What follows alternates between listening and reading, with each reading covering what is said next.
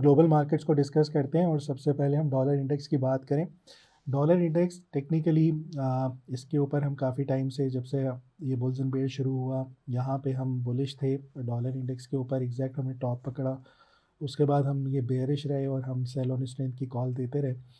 और फिर यहाँ पे जब डाइवर्जेंस आई उसके बाद हम दोबारा से इसमें बाइंग पर आ गए थे और हम ये एक्सपेक्ट कर रहे थे, मैं एटलीस्ट एक्सपेक्ट कर रहा था कि इस रेजिस्टेंस को ब्रेक करके ये फर्दर रैली करेगा। लेकिन हमारा जो एसएल था इस हायर लो के ऊपर डॉलर इंडेक्स पे वो हिट हुआ तकरीबन, और उसके बाद अब ये दोबारा आपकी कंसोलिडेशन बॉक्स के अंदर ही ट्रेड करना शुरू हो गया।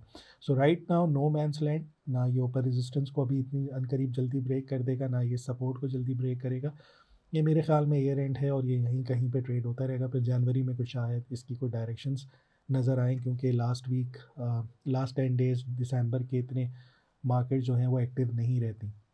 सो मेरे ख़्याल में इसमें फ़िलहाल कोई इधर इस जगह पे कोई अपॉर्चुनिटी नहीं है।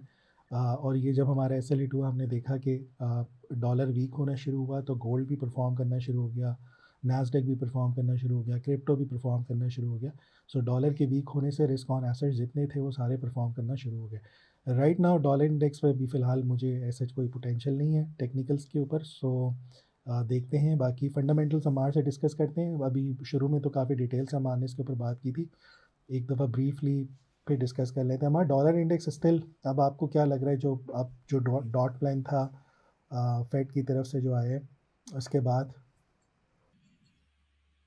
अच्छा, सो अभी अगर यूएस के फेडरल रिजर्व बैंक की पॉलिसीज के ऊपर बात की जाए तो मैं अभी भी डोविश हूँ डॉलर के ऊपर।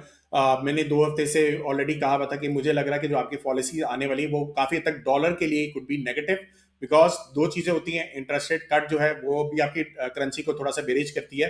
फिर आपकी जो फॉरवर्ड लुकिंग गाइडेंस होती है उसमें भी अभी उन्होंने यही कहा कि हम न्यूट्रल स्टांस के ऊपर है।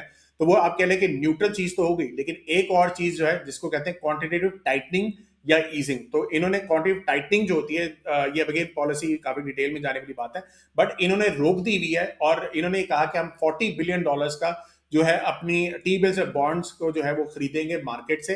So this is a type of quantitative easing. इसके लिक्विडिटी बढ़ती है मार्केट के अंदर, और जब लिक्विडिटी बढ़ती है वो आपकी करेंसी के लिए दिस इज वीकनिंग चीज, ठीक है। सो ये वीकनेस रहेगी। सीजनल के ऊपर आ जाते हैं तो सीजनल जो है वो भी बेरिश है डॉलर के अंदर, ठीक है। नेक्स्ट वीक के अंदर जो इनकी एक मेजर न्यूज आने वाली है वो सीपीआई की है थर्सडे को। सो वो थर्सडे तक है, तो मंडे ट्यूसडे वेडनेसडे जो है अगर जिस दिन न्यूज कोई खास नहीं होती तो आपके सीजनल्स जो है वो बहुत अच्छा प्ले कर रहे होते हैं। पिछले वीक के जो है फंडामेंटल्स वही प्ले कर रहे होते हैं। तो मुझे लगता है कि डॉलर जो है अभी भी शायद आपका पहले 3 दिन जो है वो तो नीचे जाएगा।